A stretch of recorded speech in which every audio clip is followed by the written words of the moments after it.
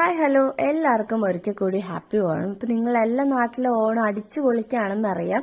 അപ്പം ഞാൻ ഭയങ്കരമായിട്ട് മിസ് ചെയ്യുന്നുണ്ട് നാട്ടിലെ ഓണസദ്യയും ഓണാഘോഷവും ഒക്കെ.